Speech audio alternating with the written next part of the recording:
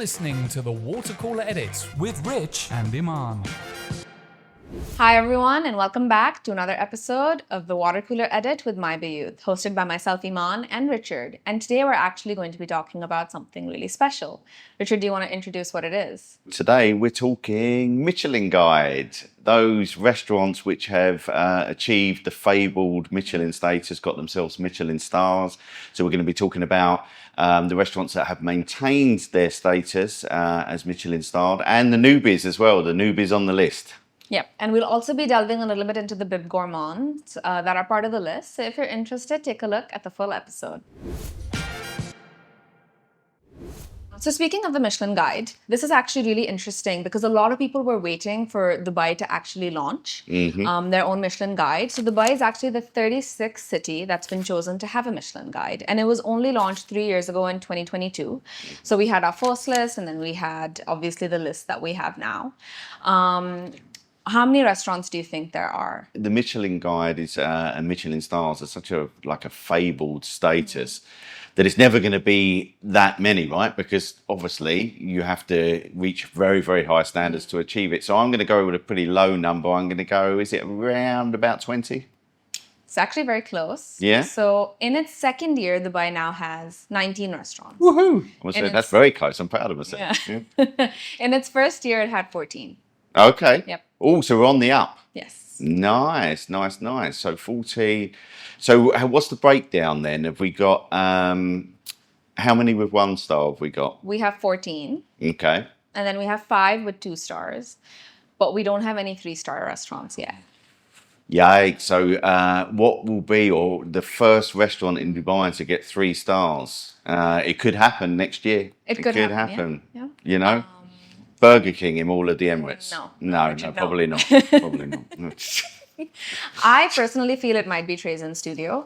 So that's one of the restaurants on the list that has maintained its status from the first year. It actually got 2 stars within the first year, this year as well. I feel like they could really grow it to be a lot more discerning and then eventually get to that 3-star. But again, who knows? Even this year was actually really special because we had a new restaurant join the list, which is the Rowan 45, which is in Grosvenor House in JBR. Yep. And it directly debuted as a 2-star restaurant, which is not very common. Yeah, especially, I mean, it's considering open, like you say, less than a year to go straight in at 2-star status is quite the accolade, I would say, right? But we know it's a 17-course taster menu, right? 17 courses, and it's basically the chef has travelled a considerable amount. So it's like a journey. The taster menu takes you on a journey around the world through his travel experiences, right? And I think that's really interesting as well, because for me, I think when anybody hears something like 17 courses, you're like, for food? Like Yeah. Over how many days? Yeah. So obviously it's a really long experience. They've extensively curated every single part of it as well. And it does come with quite a hefty price tag. Do you want to take a guess, Richard? It's not going to be under $1,000, is it? It's not going to be under 1,000. No. I mean, because this is the finest of fine dining, right? Also, and I've seen the views from this restaurant; they're pretty special, right? Looking out to the ocean and Blue Waters Island and everything. So I'm going to go with, I don't know, 1,100 a person. It's close. It's 1,145 per person. And then you have the beverage pairing. So collectively, I think you'd be spending around 3,000 for 2. Yeah. Maybe a little more, obviously, depending on the beverage pairing that you choose. So obviously, it doesn't come cheap. But like we say, you're talking... It's an experience, isn't it? It's an experience for your senses. Yes, exactly. So yeah, and some people, right? You know, there are a lot of foodies out there. Yes. And if you are a foodie, the Dubai food scene is pretty much something to behold. You know, it's becoming a culinary capital of the world, right? So hence why it's now got a Michelin guide. Yep, exactly. But what other restaurants do you think are new on the list? I know at the Wanzabil, the latest one and only, is the cantilevered building, very striking building. The link, which is obviously the link between the two buildings, there's a lot of fine dining restaurants in that link. Did any of those make the list? Yes. So two of them actually did. One of them is La Dame de Pique, which is actually headed up by a female chef. And she has the most Michelin stars in the whole world. So now she gets to add another one through this. Nice. Yeah, exactly. Nice. And then we have Sagetsu as well within the one and only Zabil. So those are the two ones that have been added to the list, and they've not been open for a very long time either. So I think there's a trend of all of these new sort of eateries and a new culinary destinations which are being added to the list. Yep. And then the last one that we have is Orfali Bros. So this was on the Bib Gourmand, and now it's been promoted to get an actual star. And we have another one as well, actually, in the St. Regis Gardens, but I think you want to speak about that one. Yeah, I haven't been to this restaurant, but I would very much like to go. It's basically, well, first of all, we should say St. Regis Gardens, right? Is a bit of a fine dining hub. Yes. It's kind of on the roof of Nakheel Mall, quite an impressive space there.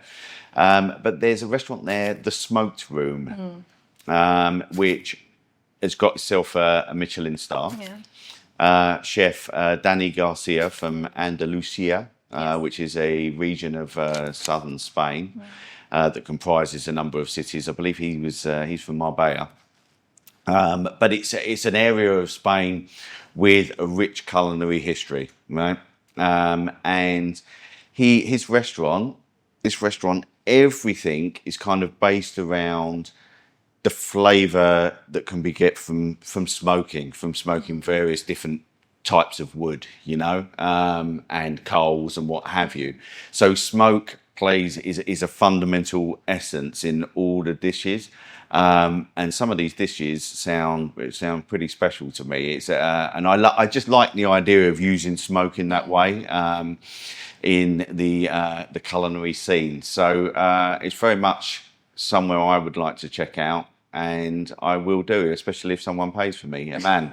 Man's going to pay for me to go for research purposes. It's actually interesting because the smoked room has also not been open for a very long time. Exactly, yeah. Yeah, I think it's been open for 6 months, right? Yeah, this is the thing, right? Because the Regis Gardens has recently only opened within the last year itself. And I think all the restaurants are now open, but it was a bit staggered. First of all, like 1 or 2 were open, and then it's gradually progressed from there.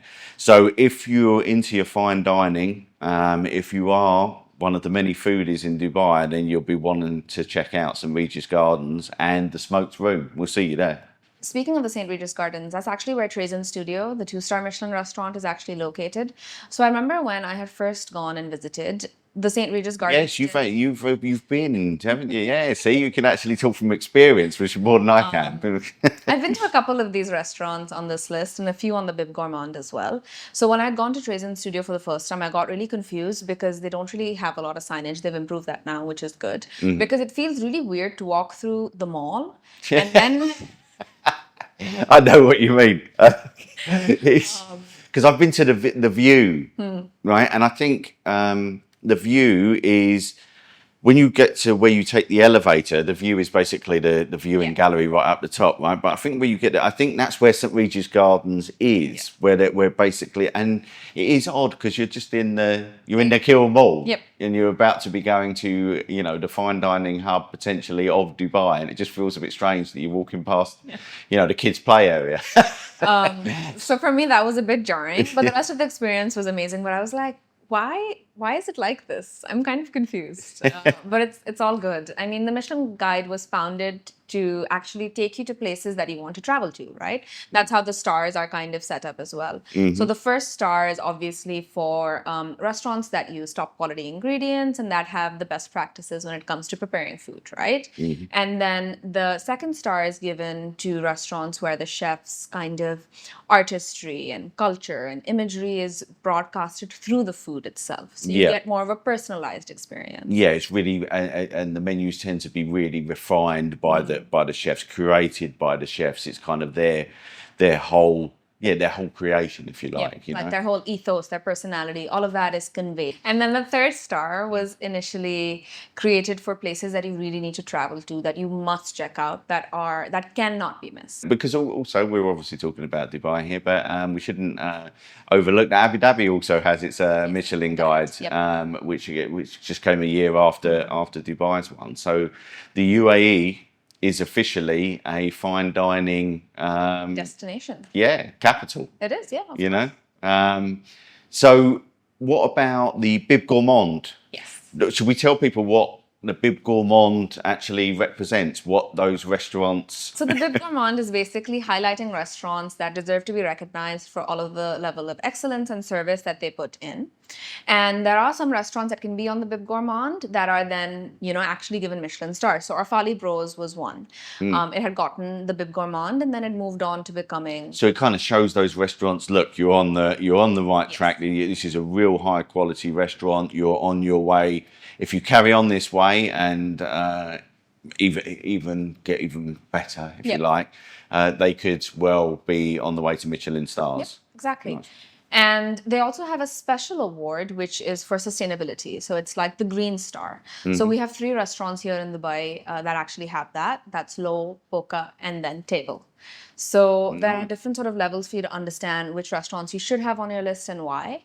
And personally, I actually prefer a lot of the restaurants on the Bib Gourmand list just to visit. I think because they're a little bit more casual, they're more homegrown, they have a different kind of vibe and atmosphere. Fine dining, I think, has its place, but it's not something that I think is very sustainable to visit frequently. Yeah, I can unless obviously you exist at a certain, financial bracket, or if that's something that is a passion for you.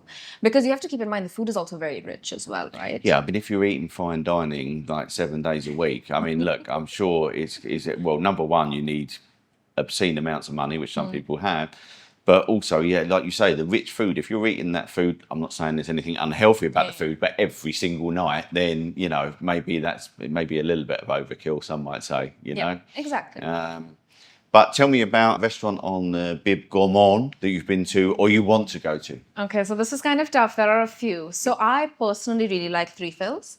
So Three Fills is open at Jumeirah Fishing Harbor. It's a gorgeous location. It's contemporary Japanese fusion food. They have like sushi and they have Wagyu burgers. They have a bunch of different things. Okay. And they're super famous for also their karak ice cream. So they come and they actually present it on the table. They build it in front of you. It's a whole experience. Okay, that is an experience. I need to check that out. Table is another one. So this is on the sustainability list, and everything is farm to table. So everything is grown within the UAE, and they actually ship it from different parts of like Sharjah, Ras Al Khaimah, Abu Dhabi, etc. And they have a seasonal menu.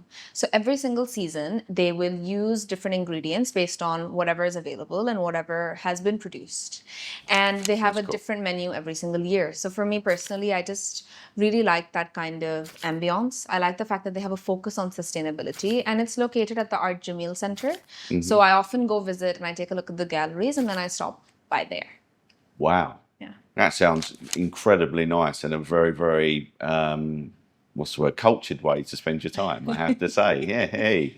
What and about you? there's me going to the Vox IMAX to see the... Come on, Richard, that's also valid. But is there any restaurant on the list, on the Bib Gourmand or on the Michelin itself that you'd want to go to? Okay, perfect. There is one. I mean, there's more than one. I'm sure they're all very nice. But there's one that stood out to me, not just because of the name, but I do love the name. It's called Goldfish. I just love the simplicity of it. The Goldfish restaurant, fantastic. I don't know if they've got ridiculous amounts of goldfish in tanks. If you're in there, I doubt it very much. But if they haven't, they should have. But we'll let them off with that. But it's contemporary Japanese. The food looks absolutely stunning. They have Wagyu steak there as well, which is a personal favourite of mine. So it's in the Galleria Mall, Al Wasl, isn't it? Yeah. And so that is on my list. So when we do this podcast next year for Michelin Guide 2025, I want to have been...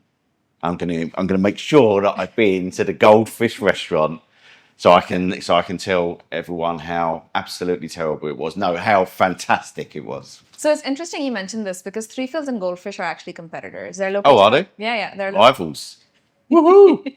They're located across the road. They have very similar menus. They're both located in the Wasl side and in the Jumeirah side. It's interesting. It's interesting that you want to go there. You should also try to check out Three Fields and then compare. Just over the road. Yeah. I'll eat in one, have lunch in one, and then go go over the road, and that's it. And check it out. Restaurant Wars. Yeah, exactly. Restaurant Wars with Richie. Brilliant. That's actually really good. You should start it. But unfortunately, I think you probably need someone with a sophisticated palate for that kind of thing. And you can build it by doing restaurant wars. this is it. Yeah, this is true. Yeah. Build up my palate. Yeah. Make it more cultured. Exactly. Yeah. So there you go. Yeah. Yes. This time next year. Yeah, we should hold. I'll be working for Michelin.